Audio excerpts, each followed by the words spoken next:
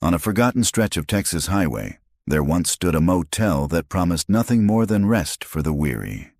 Clean rooms, hot coffee, a neon sign glowing through the dark. But over 3 decades, that motel became something else entirely. Guests checked in and never checked out. Whole families, young couples, travelers whose names were never spoken again. By 2001, the property was condemned. The walls were torn down, the grounds bulldozed flat. But something survived the fire, the mold, and the silence. A single ledger. Inside its brittle pages, names appeared. Names of the missing, and sometimes names that had not yet disappeared. This is the story of the motel ledger and the disappearances it refused to forget. If you're drawn to true crime mysteries, to unsolved vanishings and the shadows they leave behind, subscribe now. Summer 1982. The sun was low when David and Laura Hensley pulled into the Red Haven Motel, a squat, single-story row of rooms set along Highway 183. They had been married less than a year, their old Chevy Impala stuffed with camping gear, maps folded with pencil marks, the youthful ambition of a couple determined to see America one cheap motel at a time. They didn't know Red Haven had its own history, whispered rumors of travelers who'd stayed once and never checked out. But at that hour, with the desert wind pressing against the car and Laura's hand resting lightly on David's arm, all they saw was vacancy. The night clerk was thin, with the pale look of someone who had never been far from the dim lobby lamp. He slid the ledger across the counter with deliberate care. Laura signed her name first, looping her L as if trying to make her presence permanent. David followed with hurried strokes. The clerk nodded, assigned them room 9, and returned to his seat without another word. Later, a trucker reported hearing faint shouts coming from the direction of room 9. He didn't stop. Truckers kept moving. A local farmer recalled seeing lights flicker around midnight, brighter than they should have been, but he dismissed it as his imagination. The next morning, the Impala was gone. Room 9 was stripped bare. No luggage, no clothing, no trace of the Hensleys. The ledger remained, though their names on the page looked strangely smudged, as if water had soaked into the ink. The sheriff's office filed a missing persons report. Flyers went up in nearby towns, but weeks turned into months, and the case grew cold. The motel owner closed Red Haven by the end of that summer, citing personal reasons. And the ledger, the book where David and Laura had left their last signatures, stayed behind, gathering dust. Decades later, it would be found again. The Red Haven Motel had been abandoned for so long that locals stopped pointing it out. Travelers passed it without slowing, the way one instinctively avoids eye contact with a stranger muttering on the street. Its roof sagged, its windows were either boarded or smashed, and weeds curled around the foundations like skeletal fingers reclaiming what once belonged to the desert. But for Thomas Greer, retired detective and recent widower, the Red Haven Motel was not invisible. It was unavoidable. He stood in the gravel lot one late afternoon in April, his hands sunk into the pockets of his windbreaker. The wind kicked grit across his shoes. Behind him, his niece's sedan idled with the trunk half open, cardboard boxes visible inside. She had insisted on driving him here, insisted he shouldn't be alone, but Thomas had waved her back into the car. This was something he needed to see for himself. The motel belonged to him now. It had come in the form of a letter.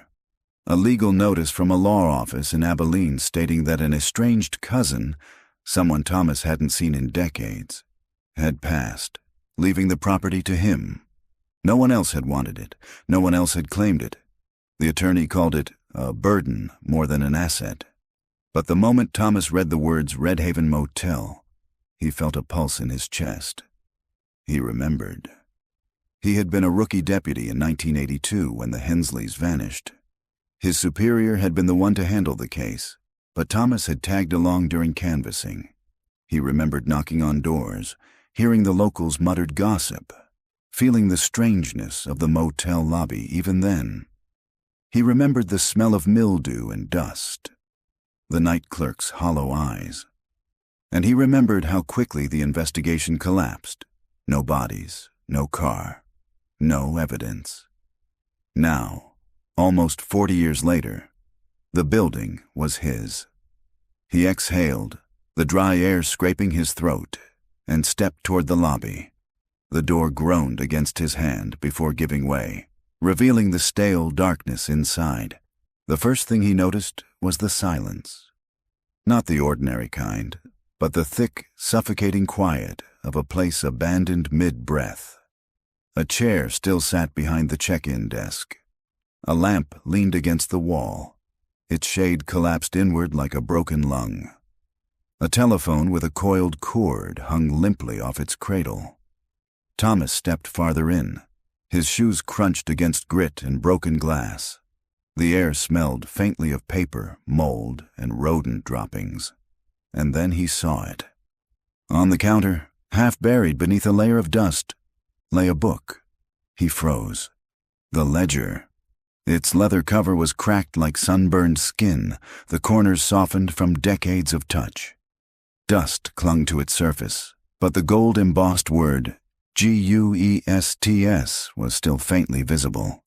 His fingers hesitated before he reached for it. Something in him resisted, the way one resists touching a gravestone too soon after burial. But curiosity, that old demon, pressed harder. He brushed the dust away and opened it. The pages crackled faintly. Inside, names marched in tidy lines, one after another.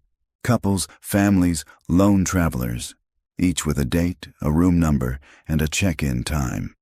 Thomas's throat tightened. He recognized some of them.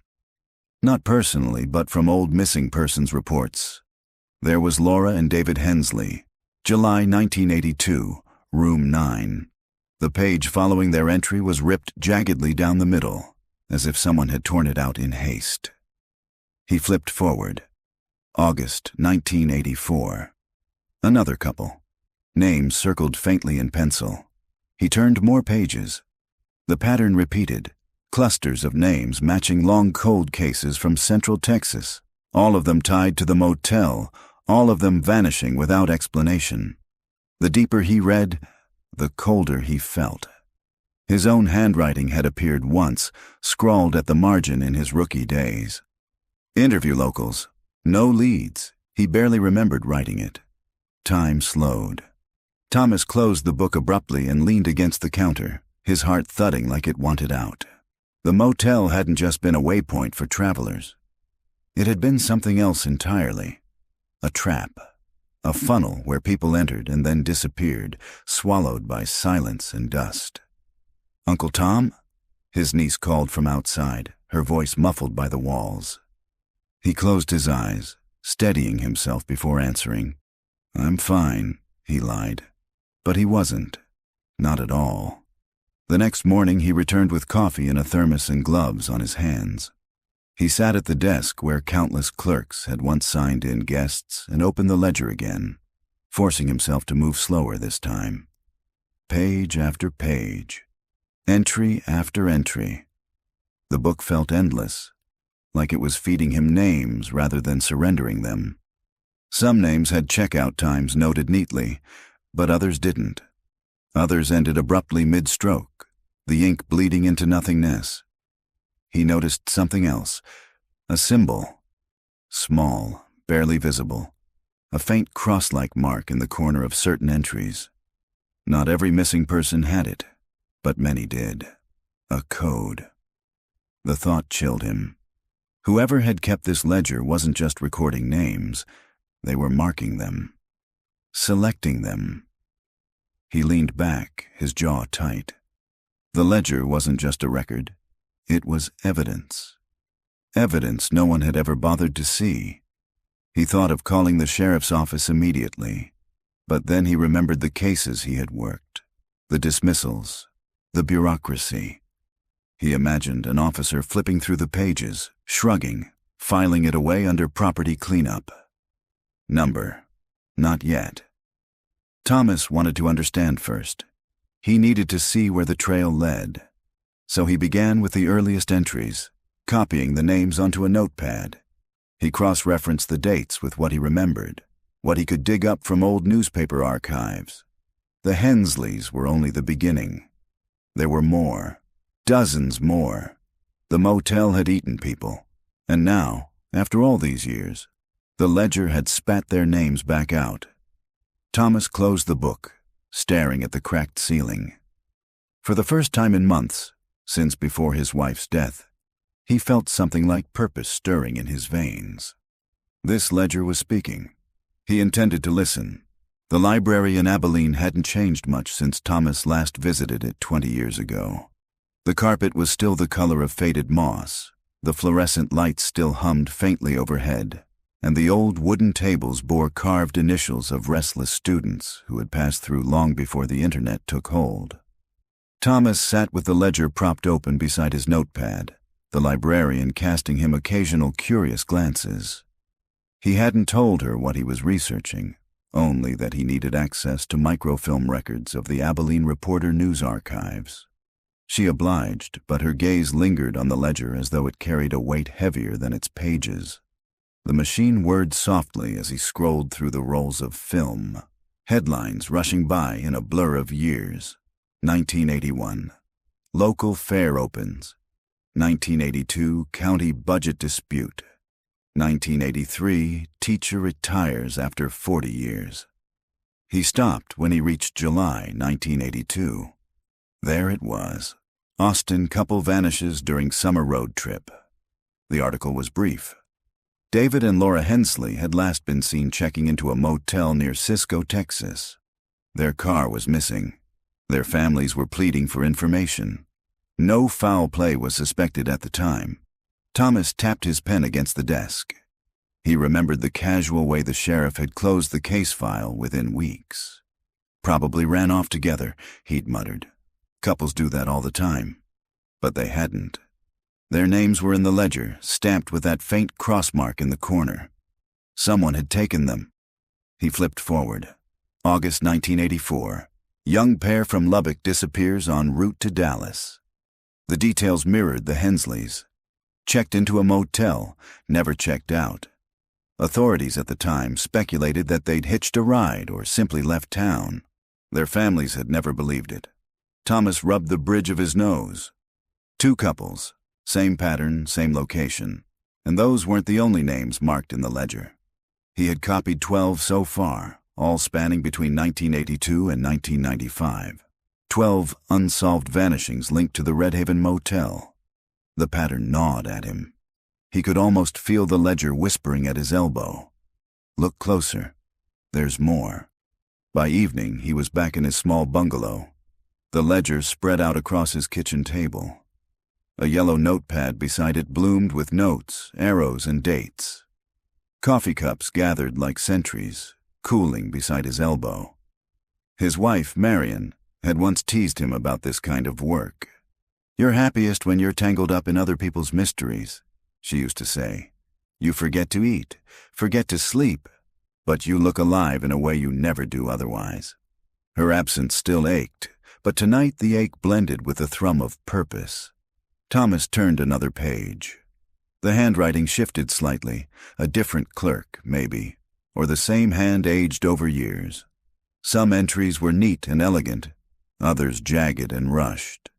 But the crossmark symbol remained, scratched faintly in corners like a signature of doom. He thought about the clerk. Who had made these marks? The ledger had been kept behind the counter. Only employees would have handled it.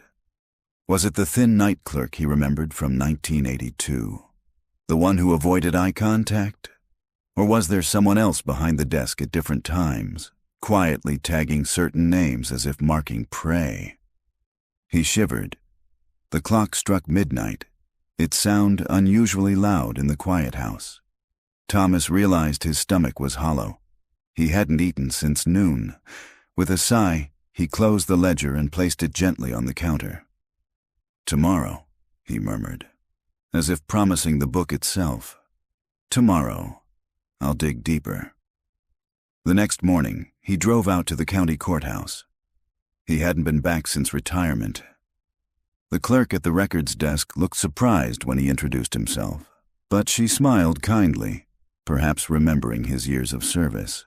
"I'm looking for property records," Thomas explained. "Specifically the Red Haven Motel. Ownership records, employees, that sort of thing."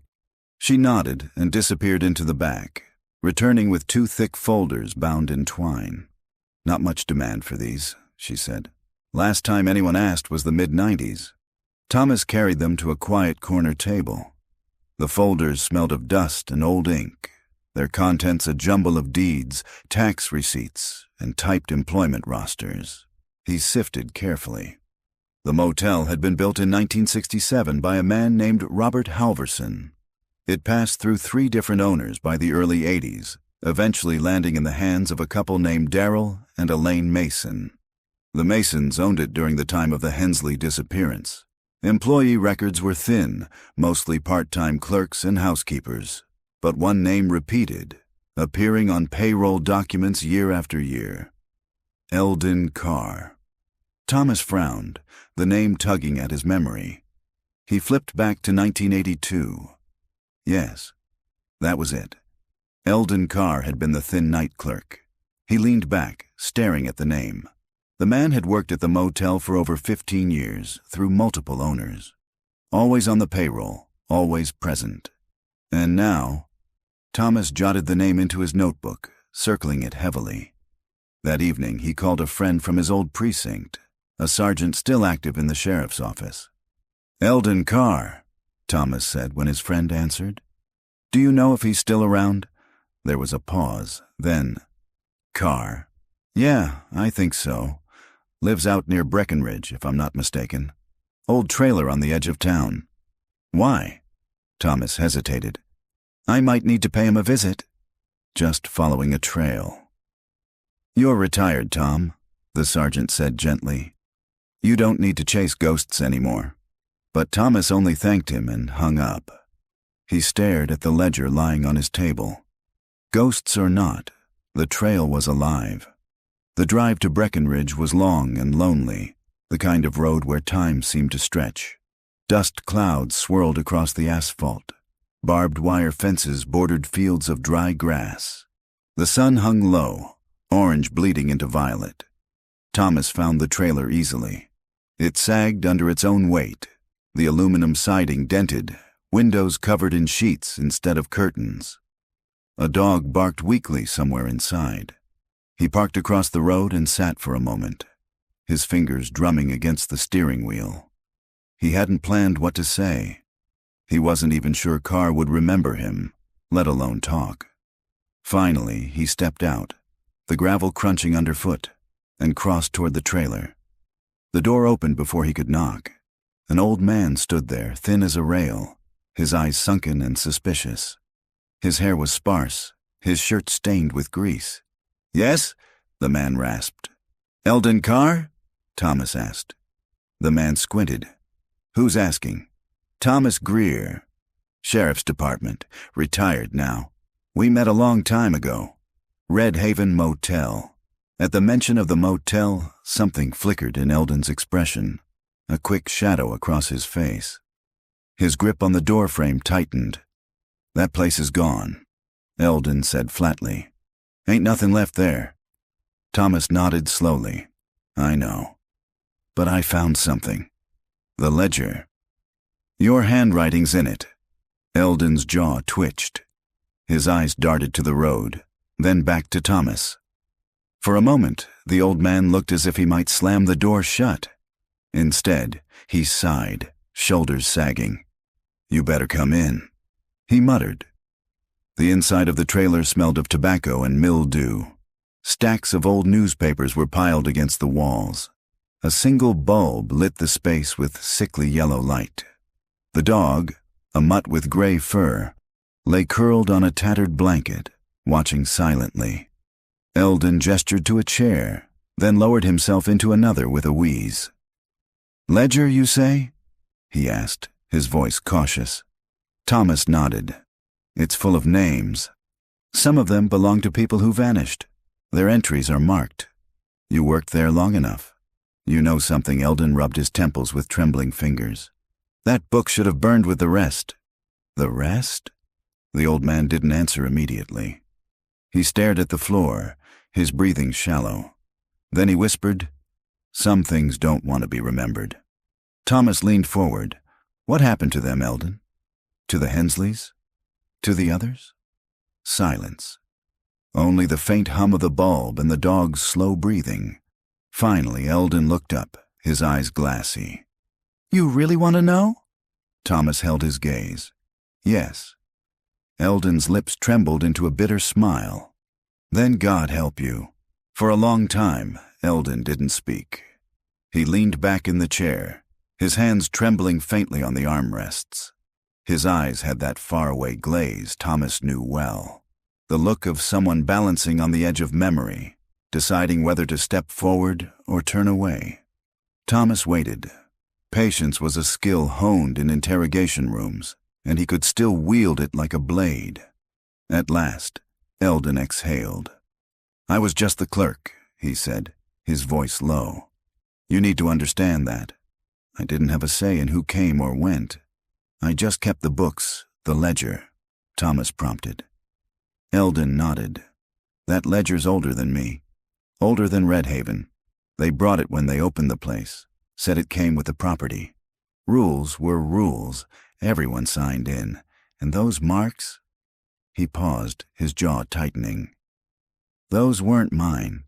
Thomas leaned forward. "But you saw them." "I saw plenty," Eldon muttered. He rubbed at his eyes with bony fingers. "Sometimes folks checked in, bright-eyed and smiling. Then they just disappeared. Next morning their room was empty, bed made, like they'd never been there. Only thing left was their name in that book, with a mark beside it. Always the same symbol, always the same end." Thomas's throat was dry. "Who made the marks?" Eldon looked away. His silence was louder than denial. "Eldon," Thomas pressed, "you worked there for 15 years. If you didn't make the marks, who did?" The old man's voice cracked. "Daryl Mason." Thomas froze, the name from the property records. The owner during the 1980s. "He was polite enough in public," Eldon continued, his voice thin. "Family man. Wife, little boy. But he was the one who kept the ledger. Said it was tradition. Every time he marked a name, I knew it meant trouble. Those guests never lasted the night." The room seemed to shrink around them. Thomas could hear his own pulse in his ears. "What happened to them?" he asked quietly. Eldon's eyes darted toward the darkened corner of the trailer as if someone might be listening. "Don't ask me that," he whispered. "I never wanted to know. I just knew not to open certain doors. Rooms that should have been empty weren't. Sometimes I heard sounds through the vents at night. Screams. Other times, laughter. Not the kind you want to hear." Thomas's skin prickled. He scribbled the words, "rooms." "Screams." "Mason?" Into his notebook, though his hand shook. "Why didn't you go to the sheriff?" he asked. Eldon let out a hollow laugh. "You think the sheriff didn't know? Half the deputies got free rooms there when they needed to sleep off a shift. Mason was well liked. Nobody wanted to cross him, and me? I was just a clerk. Poor sick mother at home. What was I going to do? Risk ending up like the rest?" His words rang with desperation, but also truth. Thomas had seen enough corruption in small towns to know it was possible. Eldon's gaze fixed on Thomas suddenly, sharp despite his age. "You opened that ledger, didn't you? You stirred it up again. You should have left it where it was." Thomas felt a chill creep into his bones. "What do you mean?" Eldon's voice dropped to a rasp. "That book doesn't like to be remembered. It holds on to the ones it takes, and if you keep chasing it, you'll end up in it too." The words clung to Thomas long after he left the trailer. The drive home blurred by in streaks of headlights and shadow, his mind circling the conversation like a vulture. The ledger wasn't just evidence. To Eldon, it was something alive. something cursed. But Thomas couldn't afford superstition. He had spent his life on logic, on facts. Even if the book felt heavy in his hands, even if it seemed to whisper when he turned the pages, it was still just paper and ink. Wasn't it? At home, he placed the ledger on the table once more. The cracked leather looked almost expectant, like a predator waiting. He forced himself to open to the page with the Hensleys' names. His eyes traced the ink, the faint smudge in the margin.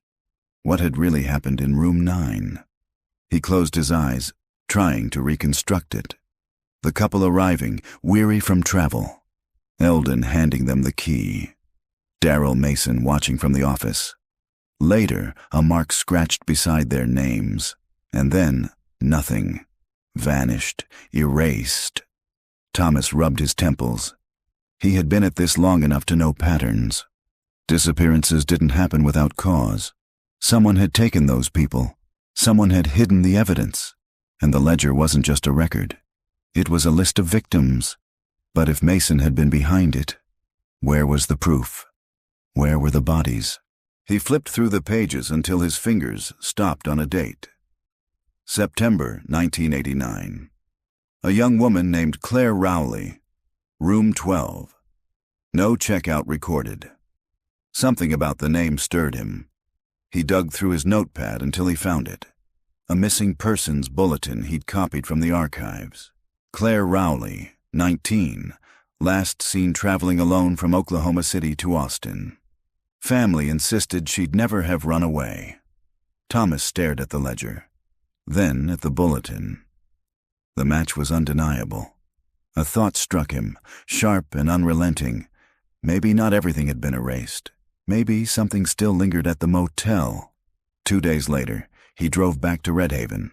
The motel stood against the flat horizon, unchanged. The neon sign sagged, the broken letters spelling nothing. Weeds pressed against the steps. He carried a flashlight, gloves, and a crowbar. The sun was sinking, shadows stretching long. He hesitated at the threshold, the memory of Eldon's words echoing. If you keep chasing it, you'll end up in it too. But he pushed forward. Inside, the lobby was as empty as before. He moved past it, down the hallway of rooms. Doors stood ajar, revealing stripped mattresses, peeling wallpaper, rodent droppings scattered across the floor. Each step stirred dust into the air. He stopped at room 12. The door hung crooked on its hinges. He pushed it open, the smell of mildew rolling out. The room was dim, the curtain moth-eaten, the carpet stiff with age. His flashlight beam swept across the walls, nothing but cracked plaster and stains. Then, across the floor. There, by the bed frame, the light caught something. A scrap of fabric, blue, faded, but intact. Thomas crouched, heart hammering. He lifted it gently. A corner of denim. Women's jeans, by the look of it, too small to belong to a man. Claire Rowley. His pulse quickened. He scanned the rest of the room, the flashlight trembling slightly in his grip. Near the vent, another glint. Metal. He pried it free. A small silver bracelet, tarnished but engraved faintly. CR proof. The ledger wasn't just names and marks. It was a map. And room 12 had just yielded its secret. Thomas sank onto the bed frame, the bracelet cold in his palm. He knew what this meant. The motel was still holding its dead. And if he kept searching, he might uncover more than he was prepared to face. The silence pressed heavy, thick as soil. He pocketed the bracelet, but as he stood, he felt it again, the sensation of being watched. The corridor behind him seemed darker than when he'd entered, and for the first time since opening the ledger, Thomas wondered if Eldon had been right. Maybe some doors should stay closed. Thomas barely slept that night. He set the bracelet on his desk, next to the ledger, and sat staring at them both for hours. The silver charm seemed to glow faintly under the lamplight, though he knew it was only the tarnish catching the bulb's warmth. Still, the effect was unsettling, a whisper of the girl who had worn it, a ghost rising from the ledger's pages. When dawn broke, he finally stood, shoulders heavy. The case was no longer abstract. He could see her. Claire Rowley, 19, denim jeans, silver bracelet, last seen alive walking into Red Haven Motel. Now, a scrap of fabric and a keepsake were all that remained. He had enough to stir the authorities, but not enough to prove anything. A bracelet and a scrap of cloth could be dismissed, shrugged off as coincidence. He needed something stronger. By mid-morning, Thomas was parked outside the county courthouse, coffee cooling in his hand. The building was an old brick relic, its facade cracked but dignified. He walked the steps slowly, aware of how his name still carried weight here. Retired detective. Some whispered it with respect, others with suspicion, but it opened doors. Inside, he requested the Red Haven property files. The clerk, a young man with a wary look, disappeared into the back. "You sure you want those?" the clerk asked when he returned, balancing a heavy stack of folders. "That motel's got a reputation." Thomas didn't answer. He carried the files to a reading table, the ledger tucked under his arm. The documents smelled of mildew and ink. He sifted through deeds, tax forms, inspection reports. Darrell Mason's name appeared over and over, always neat in typewritten blocks. But then, buried in a 1991 foreclosure notice, another name surfaced. Property transferred to William Carnes, caretaker and executor of the Mason estate. Thomas froze. The surname prickled like a burr in his memory. He flipped open his old notepad, the one with clipped reports and scribbled notes from decades past. There it was, Carnes. A deputy's report from 1989 mentioning a Charlie Carnes, suspected in a missing hitchhiker case near Marble Falls. Charges never filed. So the motel had passed from Mason to Carnes, and people kept disappearing. Thomas leaned back, pressing his palms against his eyes. This wasn't a single man's cruelty. This was a chain, a legacy, like the ledger itself. That afternoon, he drove to the edge of town where the Carnes property was listed. A farmhouse, weathered but still standing, sat back from the road, half hidden by trees. No one answered the door when he knocked. He circled slowly, noting the sagging barn, the rusted truck abandoned in the weeds, the silence that felt almost rehearsed. On the porch sat a rocking chair, its seat worn thin. Someone had lived here, recently. He crouched, running his fingers over the dirt. Tire tracks cut fresh into the mud. Someone still came and went. Evening crept in as he returned home. He poured a drink, though he barely touched it. His hands went to the ledger again. He turned the brittle pages until he reached the late 1980s. There it was, Claire Rowley. And beneath her, another name, Stephen and Marla Holt. Room 3. No checkout. A faint mark. Thomas frowned. The Holts were not in the missing persons files he'd pulled. Why not? Couples didn't just vanish unnoticed, unless no one was looking.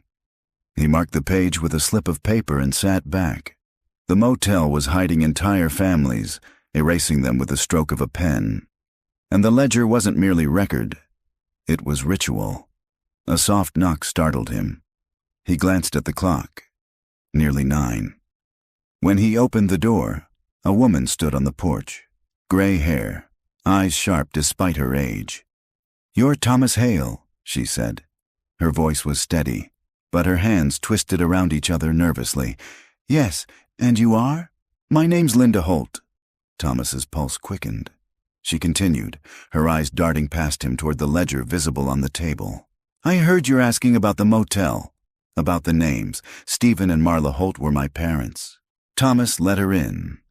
She sat at the table, staring at the ledger like it might leap toward her. He pushed the marked page toward her gently. She nodded, tears glinting in her eyes. "That's them." 1987. "We were driving cross-country. I was 12. I remember the neon sign, the smell of damp carpet. We stayed the night in room 3. Next morning, I woke up alone. The manager told me my parents had left early, said they'd checked out and let me sleep. Her voice cracked. But they never came back. I was placed in foster care the same week Thomas's throat tightened. And no one investigated? Not properly, she said bitterly. The motel told the sheriff they'd seen my parents drive off. Said maybe they left me behind by accident. Everyone treated it like abandonment. She touched the faded ink in the ledger, her finger trembling. But I know they never left. I heard voices that night. I heard my parents arguing with someone in the hall. Then, silence. Thomas swallowed hard. Why come forward now? Her eyes met his, fierce despite the tears. Because I heard you found something. Because the dead deserve better than silence. She leaned closer. And because I saw a man yesterday, at the market. He looked just like the manager from that night. Older, heavier, but I'd know him anywhere. Thomas's heart pounded. Daryl Mason? She shook her head slowly. No, the other one. Carnes. The name hit like a stone. The chain was still unbroken. And now, Thomas realized, so was the danger. Thomas poured coffee into 2 chipped mugs, though neither of them drank. The steam rose, curling between him and Linda Holt, carrying the bitter scent of burnt beans and old anxieties. Linda's hands rested flat on the table, close to the ledger but not touching it, as though the book radiated a heat she couldn't bear. Her voice was steady now, but her eyes glimmered with the memory of a wound that had never healed. You said you saw Carnes at the market, Thomas prompted gently. Linda nodded. Yesterday morning. He was standing by the apples, of all places, laughing with the cashier, like he belonged there. He had a scar now, across his chin. But it was him. I remember that face from when I was 12. He leaned over me when the police came, told them my parents had just forgotten me. She shuddered. No one forgets their child like that. Thomas scribbled in his notebook. He wanted facts, details, something solid. But there was weight in her conviction, a survivor's certainty. Did you follow him? Thomas asked. Linda hesitated. I did. Stupid, I know. He drove a blue pickup, older model. I stayed behind far enough not to be seen. He turned onto County Road 16, near the old rail yard. Thomas stiffened. The Carnes farmhouse wasn't far from there. Linda lowered her voice. I didn't tell anyone else. People don't like when you stir up the past around here. They tell you to let sleeping dogs lie. But I've been living with this silence for 30 years. It's not a dog, Mr. Hale. It's a graveyard. Thomas closed his notebook softly. You came to the right person. The next morning, Thomas and Linda drove together out toward County Road 16. The sun cut pale across the fields, burning mist off the grass. Linda sat tense in the passenger seat, clutching a scarf around her neck like a shield. The Carnes farmhouse emerged from the tree line, the same sagging porch, the same rusting barn. But this time, a blue pickup was parked in the drive. There, Linda whispered. Thomas slowed the car, pulling off onto the shoulder where weeds brushed the fenders. His pulse quickened. He hadn't hunted in years, but the old instinct stirred awake. Observe, wait, record. A man stepped onto the porch, broad-shouldered, hair silvered but thick, a scar slashing across his chin. He carried a box, heavy enough to strain his arms. He set it in the bed of the pickup with a grunt. Linda's breath caught. That's him. Thomas studied the man through binoculars. The years had carved their lines into him, but the confidence was intact, the gait of someone who believed himself untouchable. They watched in silence as Carnes loaded 2 more boxes. Then he lit a cigarette, leaning against the truck, eyes sweeping the horizon. For a moment Thomas felt exposed, as though those eyes might pierce the brush and find him. But Carnes turned away, flicking ash into the dirt. Finally, the man climbed into the truck and drove off, dust curling behind the wheels. Thomas exhaled slowly. "You see where he goes?" Linda murmured. "We'll know what he's hiding." They followed at a cautious distance. Carnes drove with purpose, winding down narrow roads that cut through brush and stone. Finally, he turned onto a rutted track leading into the woods. Thomas parked 100 yards back. They walked the rest of the way, branches clawing at their clothes. Through the trees they saw it, a clearing littered with debris. Old barrels, scrap metal, a collapsed shed. Carnes's truck sat parked beside a concrete structure half sunken into the ground, like the mouth of a bunker. Moss clung to the walls. Carnes unlocked a rusted door and carried one of the boxes inside. When he emerged minutes later, his hands were empty. "What's in there?" Linda whispered. Thomas's chest tightened. "Something worth hiding." They crouched until Carnes had finished unloading and driven away. Only then did Thomas step from the brush, his boots crunching softly on gravel. He approached the concrete door, testing the handle. Locked. He knelt, running his hand over the rust, the faint marks on the frame. Scratches, shallow but deliberate, like someone had clawed at it. Behind him, Linda's voice trembled. "This is where they are, isn't it?" Thomas didn't answer, but the silence was answer enough. That night, back at his home, Thomas spread maps across his table. Red Haven, County Road 16, the clearing. The ledger lay open beside them, its brittle pages heavy with accusation. Linda sat across from him, her eyes on the bracelet resting in a dish. "You think my parents are in there?" she said softly. "I think," Thomas replied, "that bunker has secrets the sheriff won't want to touch. But if we open it—" He hesitated. "We'll need proof, not just suspicion. Otherwise, Carnes walks again." Linda leaned forward, fierce now. "Then we get proof." Her determination jolted Thomas. For years, he'd pursued cases alone, chasing shadows.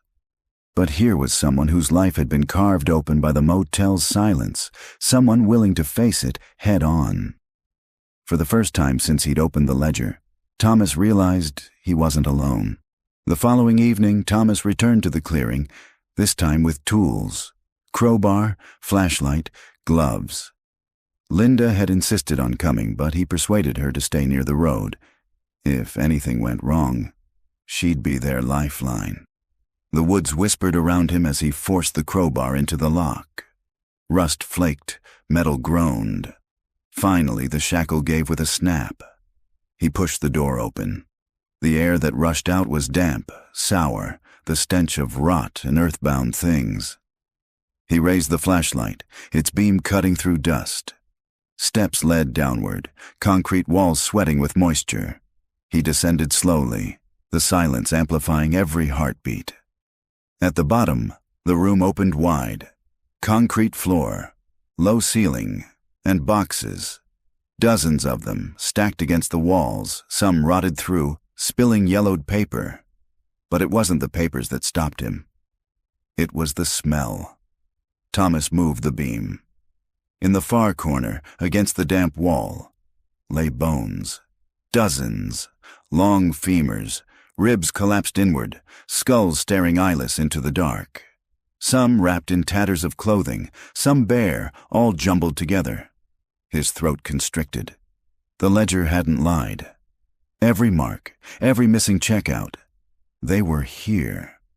Thomas stumbled backward, his flashlight clattering against the floor.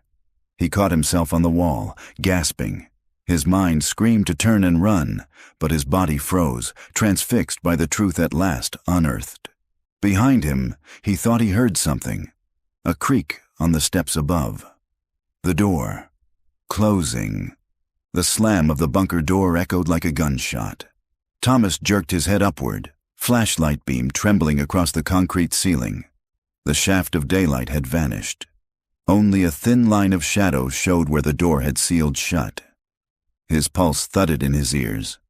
He scrambled to the stairs, crowbar clanging against each step. He shoved at the door, immovable, locked from the outside. "Linda!"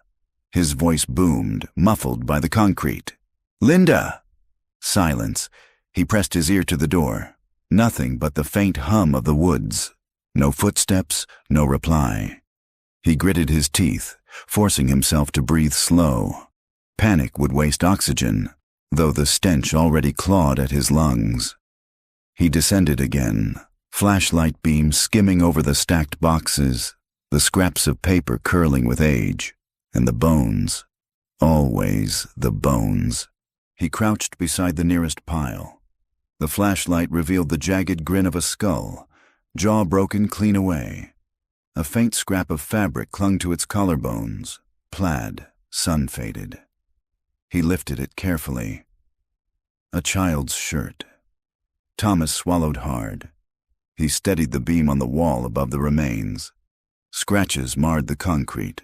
Frantic lines etched by fingernails, tally marks cut into stone. A message carved deeper than the rest. "Still here." His stomach churned. He forced himself to step back, pressing against the damp wall. He could almost hear them, voices layered in the silence, whispers of the vanished, threads of pain winding together. Stephen, Marla, Claire, all of them. The ledger hadn't been just a record. It was a ledger of sacrifice. Above ground, Linda paced the edge of the clearing. Her fingers dug crescents into her palms.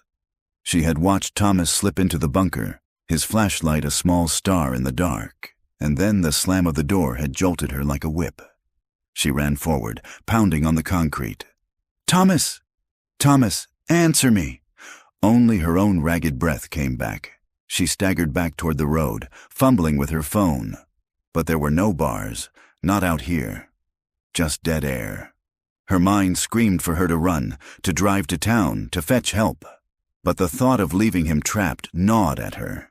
She hovered, torn, until a noise froze her where she stood. Gravel crunching, tires rolling.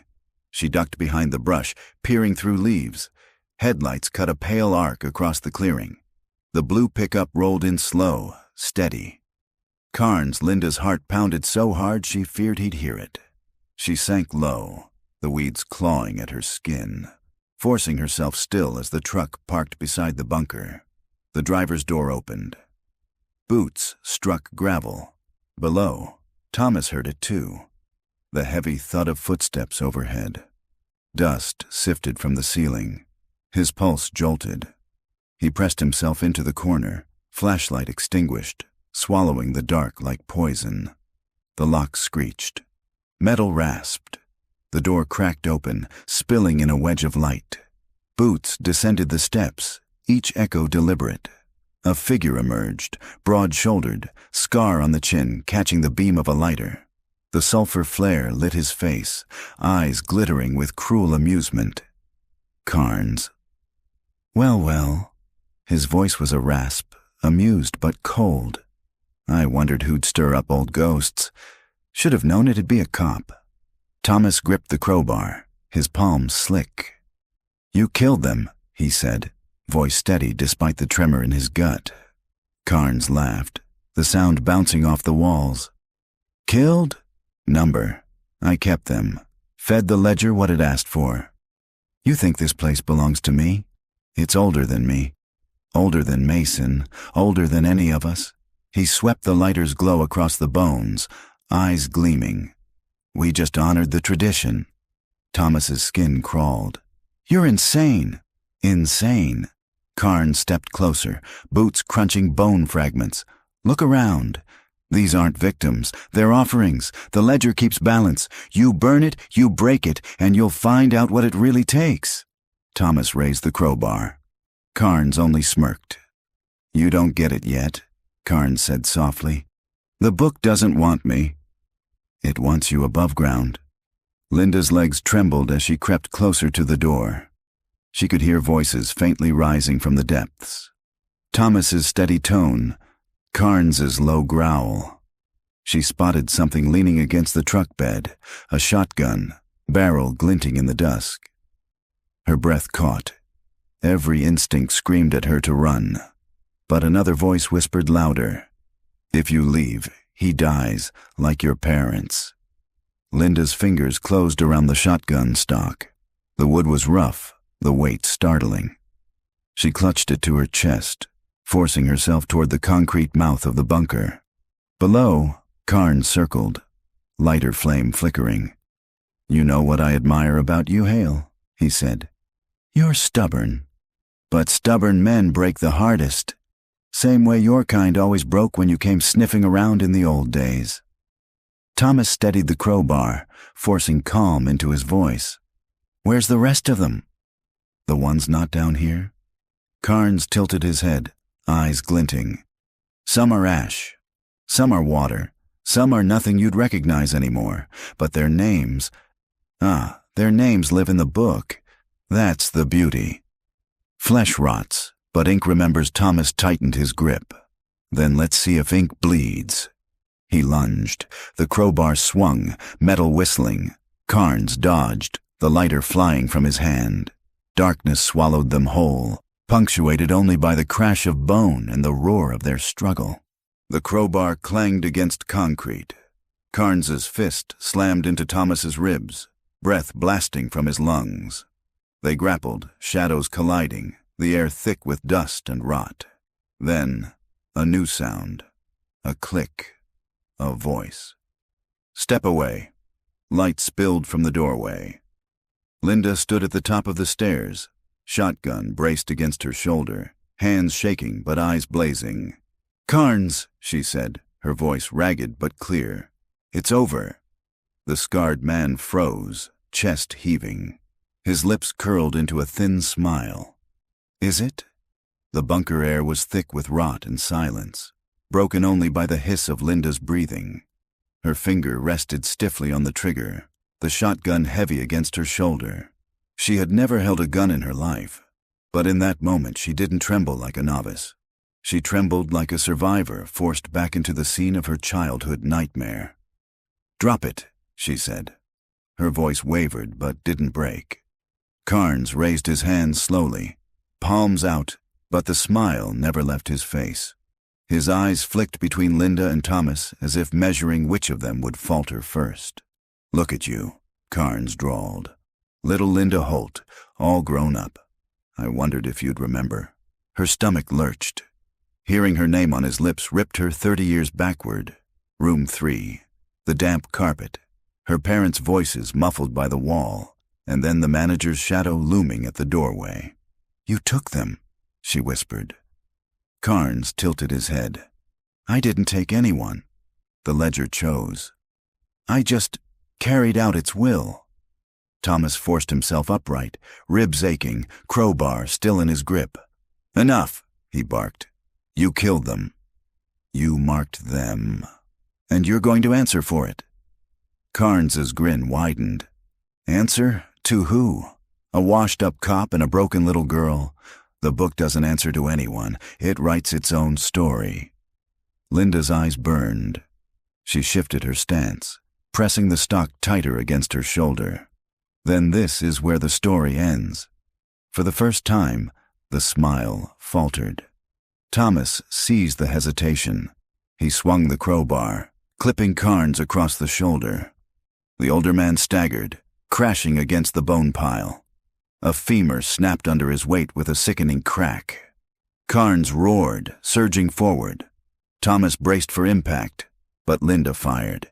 The shotgun blast thundered in the bunker, deafening. Dust rained from the ceiling. Carnes jerked sideways, blood blooming across his arm. He collapsed to one knee, cursing through gritted teeth. Linda gasped, the recoil slamming into her shoulder. The weapon clattered from her hands, but she didn't flee. She stared at the man writhing on the floor, her chest heaving with years of swallowed rage. "That's for my parents," she said.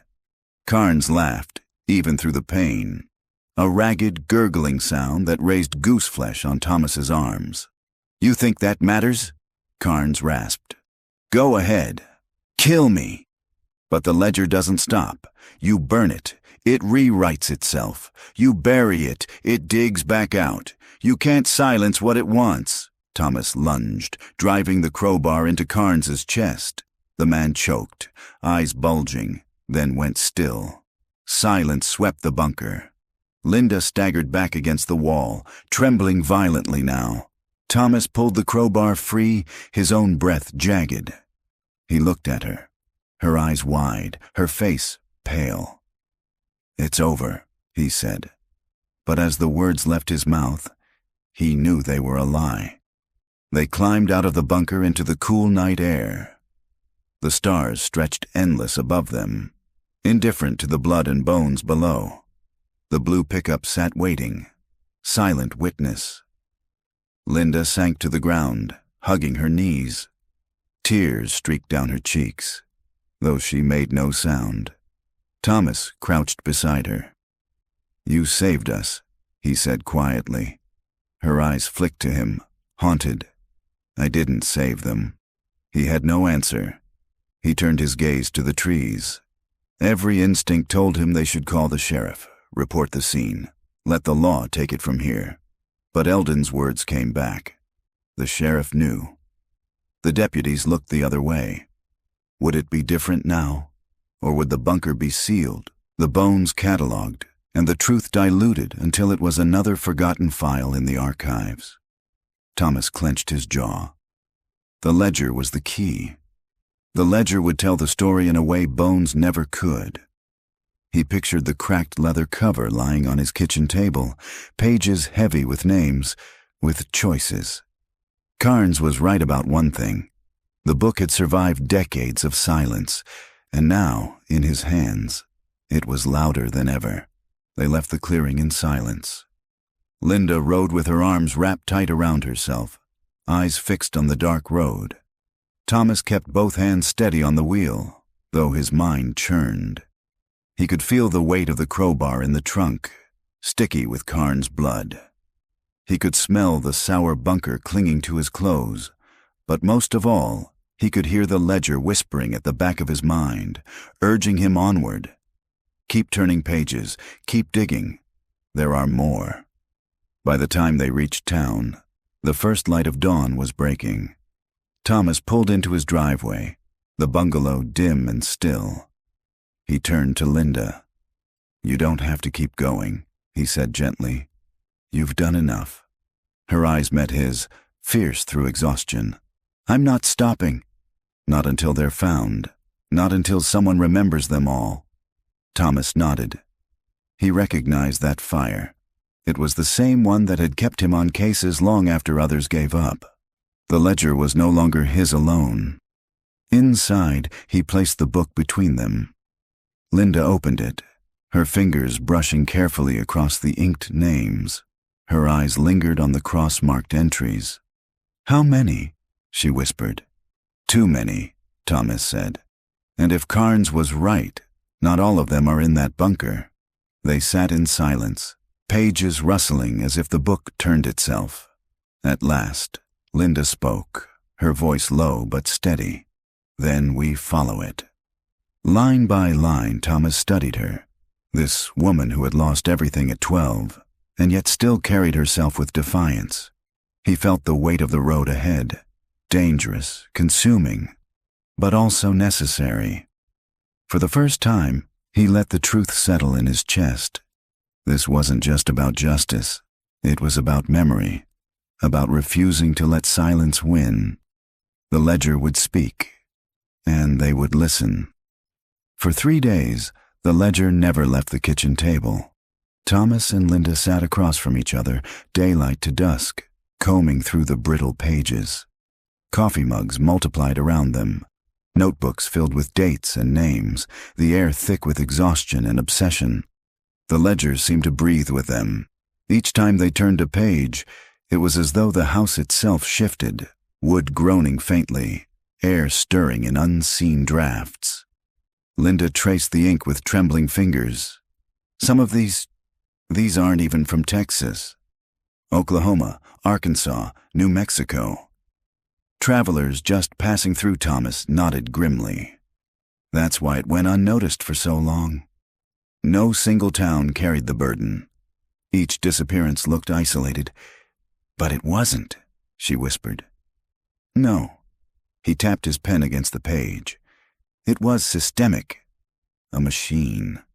The ledger kept track, and Mason and Carnes kept feeding it. Linda's eyes flicked to him. Do you believe what Carnes said?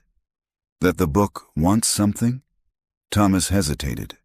He had spent his life rooted in fact, in evidence. But when he closed his eyes, he could still hear Carnes's voice echoing in the bunker. The book doesn't want me. It wants you. I believe, Thomas said slowly, that men are capable of convincing themselves of anything, even rituals, even curses. Linda's voice trembled. But the way it feels, when you touch it. Thomas didn't answer. He felt it too. On the fourth day, Thomas drove them to the Abilene courthouse again. The clerk recognized him now, handing over case files with wary eyes. They spread the records across a wooden table. Missing persons reports. Cold cases. Each stack carried the weight of vanished lives.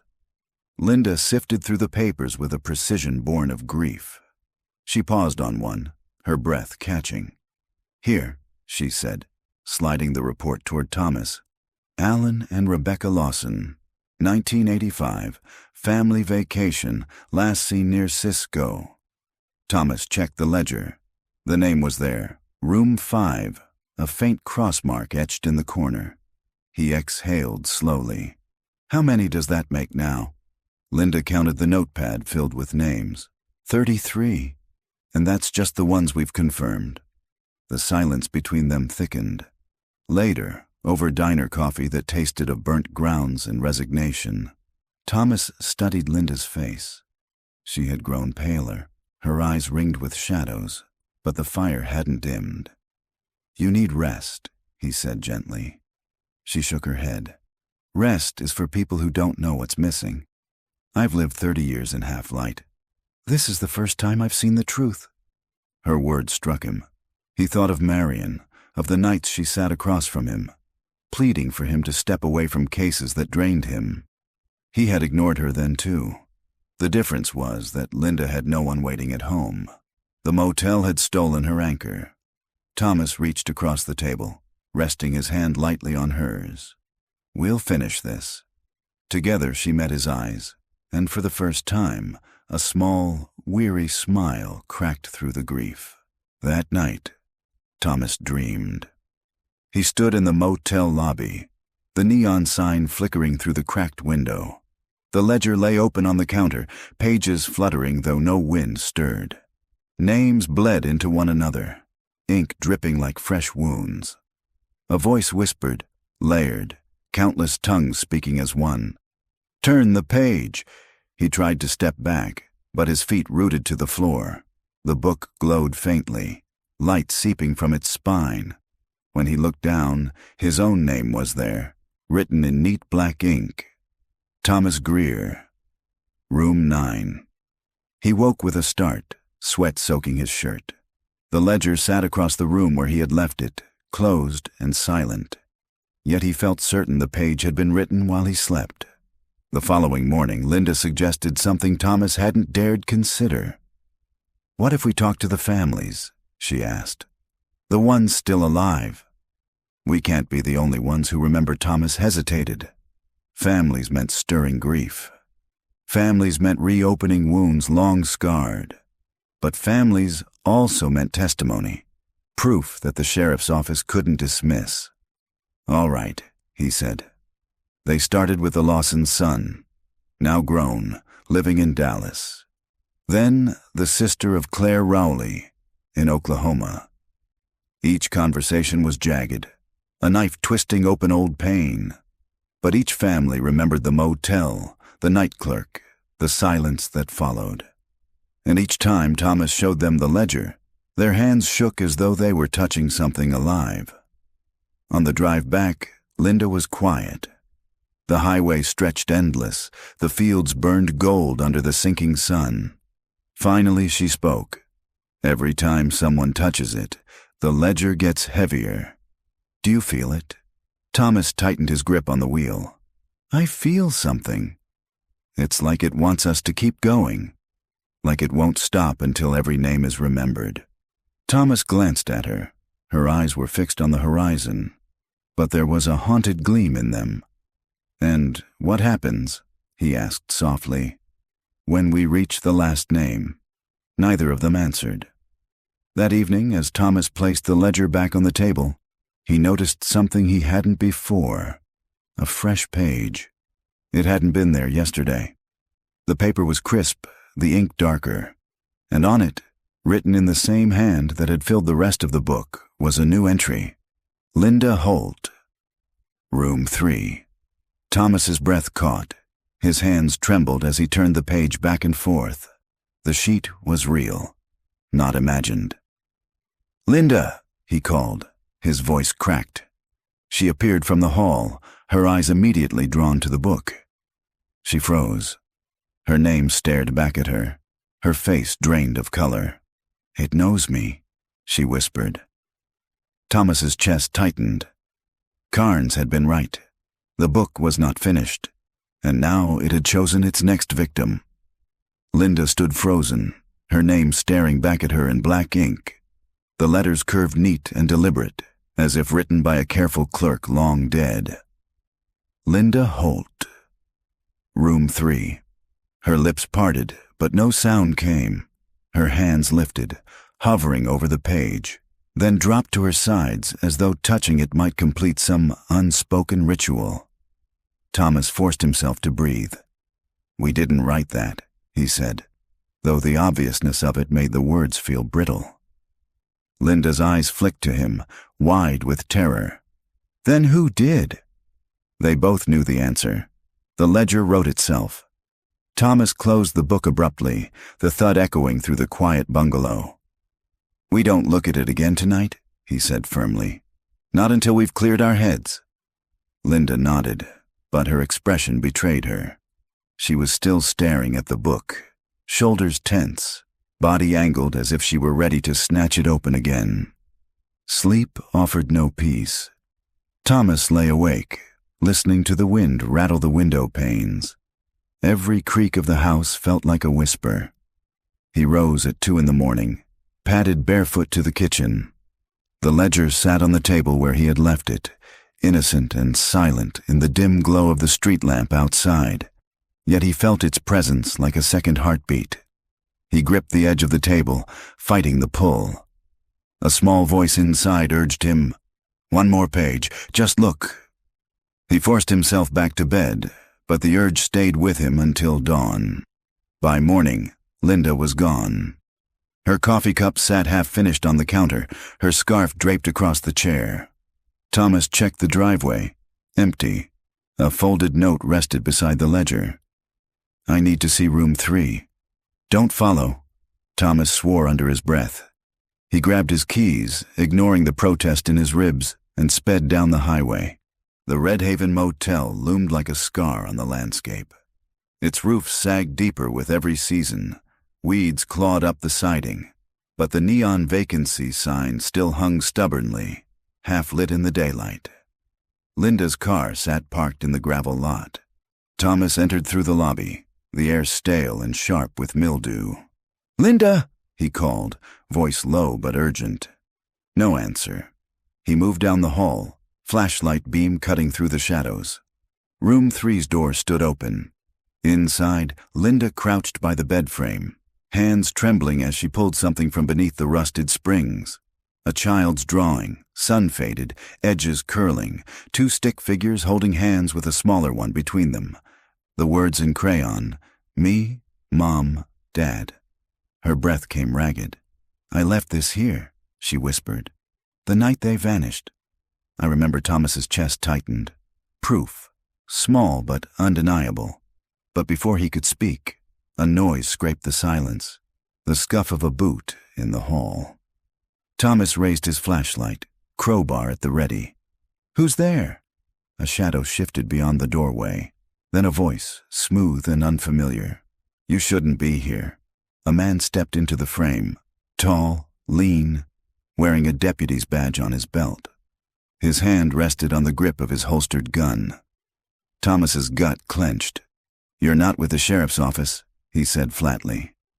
The man smiled faintly. "Not anymore. But some of us keep traditions alive." His eyes flicked to Linda. "The ledger's already written her name." Linda backed against the wall, clutching the drawing to her chest. "You can't have me." The deputy shook his head slowly. "It's not about want. It's about balance." Thomas stepped forward, crowbar raised. "Stay away from her." The man's smile widened. "You think you can fight it? You've already lost. Your name's in there too, old man." The words hit Thomas like a stone. He had dreamed it, but hearing it aloud carved it into reality. The standoff stretched thin as wire. Thomas's pulse thundered. He could take the deputy if he moved first, but the gun would fire before the crowbar landed. Linda's breath was shallow, her fingers clutching the crayon drawing until it nearly tore. She whispered, more to herself than to either man, "I won't let them take me again." And before Thomas could stop her, she lunged, not at the deputy, but at the ledger.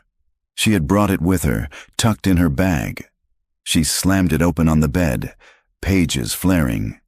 The names glowed faintly, ink shimmering like wet tar.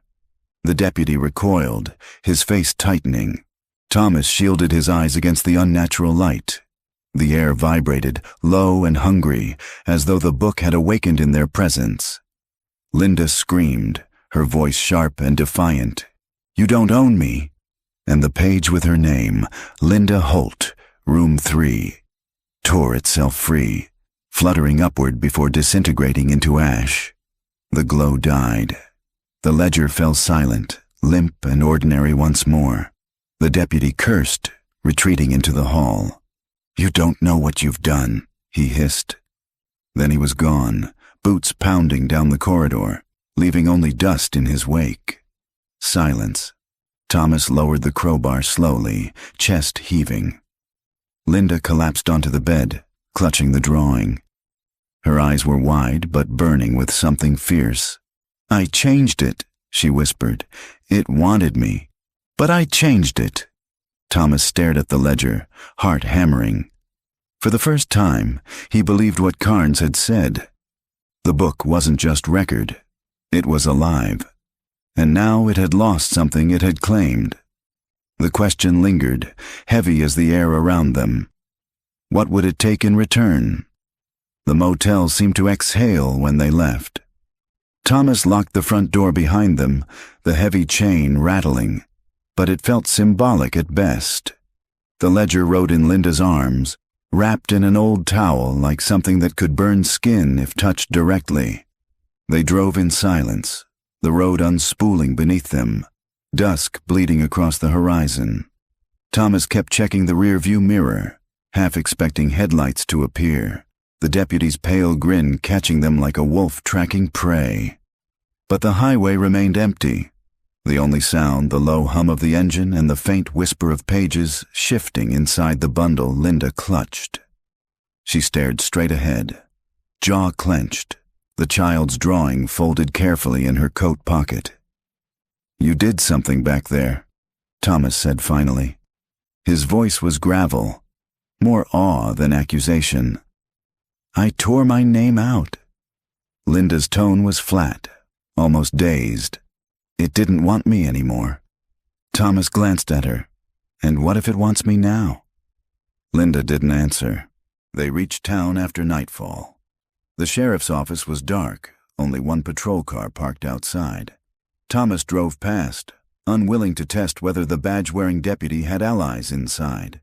He parked behind the library instead, where shadows pooled deep. Inside their rented bungalow, Linda set the ledger on the table like an artifact too volatile to hold. Thomas grabbed 2 beers from the fridge and set one beside her. Neither touched theirs. The ledger remained still, but the room didn't. The air felt heavier, as if pressing against their lungs. The light bulb overhead flickered twice before holding steady.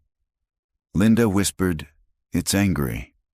Thomas leaned forward, resting his elbows on the table. Angry at you? Or at both of us? The ledger shifted. Not much. Just enough for the towel to slump sideways, revealing its cracked spine. Thomas froze. He hadn't touched it. Neither had Linda. "Don't," she said sharply, catching his wrist before he could reach to cover it again. "It wants you to." At midnight, the banging started. 3 hard knocks on the door, followed by silence. Thomas grabbed the crowbar. Linda pressed her back against the wall, and together they waited. The knocks came again, slower this time, deliberate. "Sheriff's office," a man's voice called. "We need to ask a few questions." Thomas's blood ran cold. He recognized it, the same deputy from the motel. He tightened his grip on the crowbar. "You're not the sheriff," he growled through the door. A pause, then soft laughter. "Doesn't matter what I am. Open up, Mr. Holt. Ledger already has your name." Linda's hand shot out, gripping Thomas's arm. "Don't." Silence stretched. The doorknob rattled once, twice, then stilled. Heavy footsteps receded into the night. When Thomas finally looked back at the table, the towel had slipped fully away. The ledger lay bare, pages fluttering, though no window was open. The top page was blank. And then, right before their eyes, letters began to form. Thomas Holt, room 5. He staggered back as though struck. "No." His voice cracked and he slammed the ledger shut, as if that might erase the words. "No, I'm not." Linda gripped his shoulders, forcing him to meet her gaze. Her eyes blazed, wet but steady. "You're still here. That means it isn't finished with you. We can fight it." Thomas shook his head. "You tore your page, but if I try, then we'll tear it together." The next morning, they didn't risk staying in the bungalow. Thomas packed their few belongings into the trunk while Linda carried the ledger, still unwrapped, against her chest. "Where are we going?" she asked. "To the motel," Thomas replied grimly. "If this thing wants me in room 5, then that's where we're going. I'm not hiding from it anymore." The drive out felt heavier than the night before, as if every mile pulled them deeper into something that had been waiting decades to be complete. The motel rose in the distance, stark against the pale morning light. A pair of crows perched on the sagging sign, their wings black against the sky. Room 5's door hung crooked, half off its hinges. Thomas stepped inside, crowbar in hand, ledger tucked under his arm. The room smelled of damp rot, but beneath it was something sharper, iron, old blood. He set the ledger on the bed. It opened on its own, pages fluttering until it stopped exactly where his name was written. Thomas Holt, room 5. Linda's hand found his.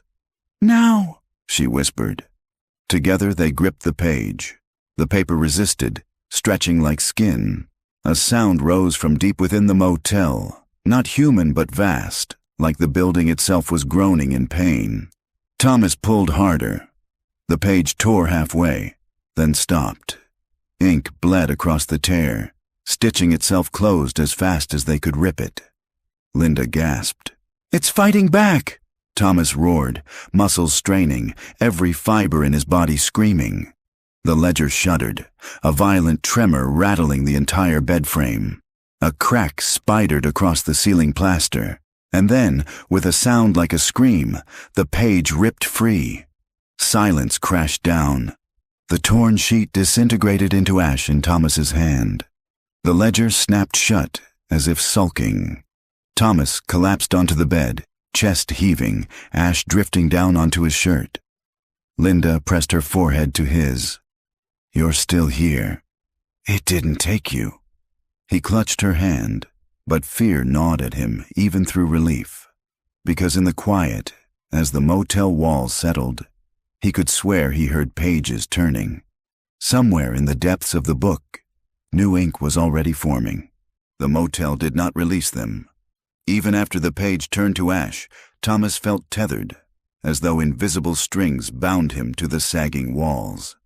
He wanted to leave, but his legs trembled when he tried to step outside. Linda crouched by him, her hand on his shoulder. "We can't stay here," she said, though her own voice shook. "It's done with you. We don't owe it anything anymore." Thomas glanced toward the ledger lying shut on the bed.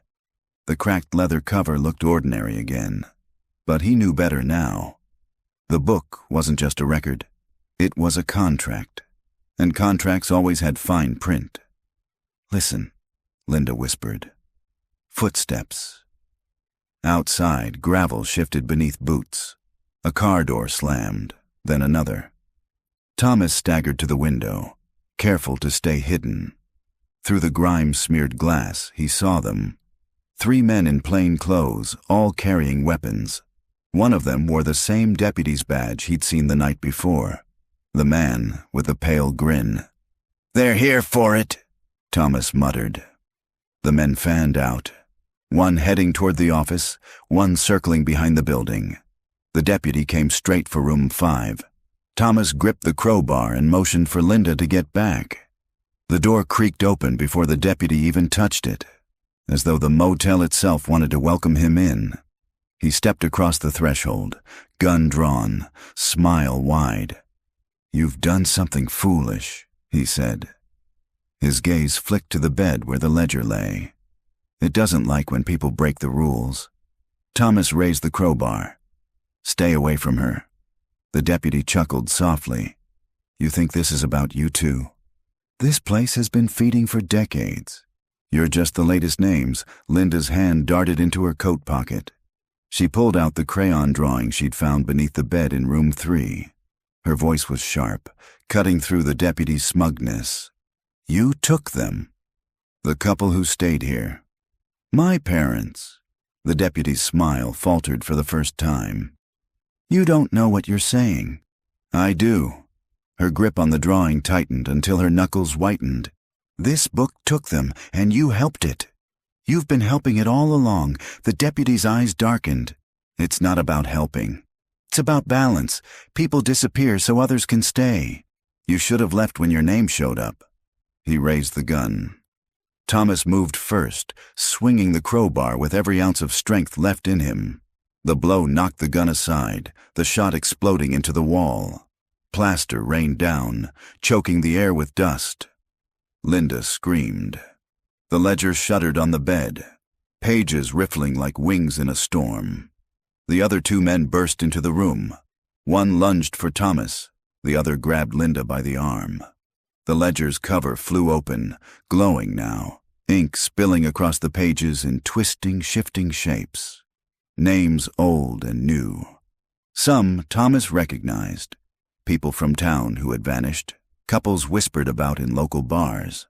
Others were strangers, but all of them screamed from the page, their voices filling the room without mouths to make them. Linda wrenched free of the man holding her and reached for the book. "If it wants balance, then it can take me." "No!" Thomas bellowed, shoving his attacker back into the wall. The deputy grabbed Linda by the wrist. "You don't get to choose." "It chooses," but Linda's other hand slammed onto the ledger's open page. The glow intensified, a searing white that filled the room. The men staggered back, shielding their eyes. Thomas dropped to his knees, blinded, but he felt it. The motel shaking, the ground vibrating as though the earth itself was trying to swallow the building whole. Linda's voice cut through the roar. "You don't own us anymore." A sound like tearing fabric split the air. When Thomas's vision cleared, the room was in ruins. The plaster had collapsed, floorboards splintered, the ceiling sagging. The 3 men were gone. No bodies, no blood. Only their weapons left on the floor. The deputy's badge lay cracked in 2. Linda stood in the middle of it all, the ledger clutched to her chest. Her eyes were wet, but steady. "It let them go," she whispered. "All of them." Thomas rose unsteadily, disbelief clawing at his chest. "What do you mean?" She opened the book to show him. The pages were blank. Every name, every entry, gone. But at the very back, scrawled in fresh ink, were just 2 words. "Balance owed." Thomas's stomach turned. "What did you give it?" Linda shook her head slowly, as if trying to convince herself as much as him. "Not us. Something else." Outside, sirens wailed in the distance. The motel had finally drawn too much attention. They left the ruins of room 5 behind, the ledger silent in Linda's arms. But as Thomas helped her into the car, he couldn't shake the feeling that the debt hadn't been erased, just delayed. The sirens grew louder, winding through the back roads toward Redhaven. Thomas drove fast, gravel spitting from the tires. Linda clutched the ledger on her lap, silent, eyes fixed on the windshield as though afraid to blink. The words scrawled at the back, "Balance owed," burned in both their minds. Red and blue lights flared in the rear view. Thomas's chest tightened. "They're coming for us." Linda shook her head faintly. "No, they're coming for it." By the time they reached the town limits, 2 patrol cars had boxed them in. Thomas slowed, heart pounding, crowbar wedged against the seat by his leg. The sheriff himself stepped out, a heavy man with gray hair and a shotgun resting easy in his grip. His deputies flanked him. No smiles this time, no false warmth. Just a line of men who looked like they had been waiting for this night. "Mr. Holt," the sheriff called, his voice calm but carrying. "Mrs. Holt." "Step out of the vehicle. Bring the book." Linda's fingers dug into the ledger. "If we give it back, it starts again. More names, more disappearances." Thomas's pulse hammered. "If we don't?" Her gaze flicked toward him, raw and determined. "Then it takes us." The sheriff raised his shotgun a fraction. "Last chance." Thomas opened his door slowly, raising his hands. Linda followed, clutching the ledger against her chest. The deputies moved in, weapons trained, but the sheriff gestured for them to hold. "You don't know what you're holding," the sheriff said. His eyes were locked on Linda. "That book keeps this town alive. Outsiders come, they vanish, and we stay. That's the balance." Linda's voice trembled, but she didn't look away. "It wrote my name. It wrote his. That balance is finished." The sheriff's jaw hardened. "Then it will choose new names. That's how it works." Thomas stepped forward, crowbar in hand. "Not anymore." The air shifted before anyone could move. Wind tore across the street, scattering leaves and gravel. The sky above the town rippled as though a storm had cracked open, but no clouds moved. Only silence, thick and suffocating. The ledger snapped open in Linda's arms. Pages flipped violently, faster than the eye could follow, until they stopped at the very back. Fresh words bled across the paper, large and final. Balance collected. Linda gasped.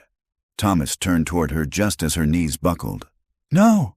He caught her, cradling her against him, but her skin was already cold. The light drained from her eyes as though something had been pulled out from behind them. Her chest rose once, then stilled. The ledger closed itself. Thomas roared, the sound raw enough to split his throat. He grabbed the book and hurled it into the middle of the road. It landed with a dull thud, silent, ordinary again. The sheriff and his deputies stood frozen, their faces pale, weapons forgotten at their sides. "No one else," Thomas spat, his voice ragged. "No one else goes into that book." He raised the crowbar and brought it down on the ledger. Once, twice, over and over until the spine cracked, pages tearing loose, scattering like dead leaves. The wind howled, carrying the fragments upward. They didn't burn, didn't glow. They just dissolved, vanishing into the night. When it was done, nothing remained but Thomas on his knees, Linda's still body in his arms. Hours later, the motel burned. Someone, no one said who, had doused the walls with gasoline and struck a match. By dawn, only blackened beams stood against the sky, smoke curling into the wind. The sheriff filed no report. No one in town asked questions. The official word was simple. An accident, long overdue. But Thomas knew better. The balance had been paid. He buried Linda beneath the oak tree behind their bungalow, far from the motel's reach. No sermon, no marker. Just the earth closing over her as the wind whispered through the leaves. As he pressed the soil flat, his hand brushed something hard. He dug carefully until his fingers closed on a scrap of paper, yellowed and fragile. A single page from the ledger. On it, written in faint ink, were 2 words: Thomas Holt. No room number, no date, just his name, waiting. The motel's ashes cooled quickly. By the end of the week, bulldozers arrived to level the ruins. Within a month, the lot was bare. Only a rectangle of scorched earth marking where the Red Haven Motel had stood for half a century. The official story was neat. Abandoned property, electrical fire, collapse. No mention of the names that had filled a book now reduced to smoke.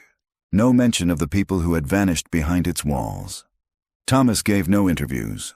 When local reporters tried, he shut his door. The sheriff's office issued statements about rebuilding and healing. But the town moved on with a practiced ease. They had always known something about the motel. Now, with its husk gone, they could pretend it had never existed. But Thomas couldn't.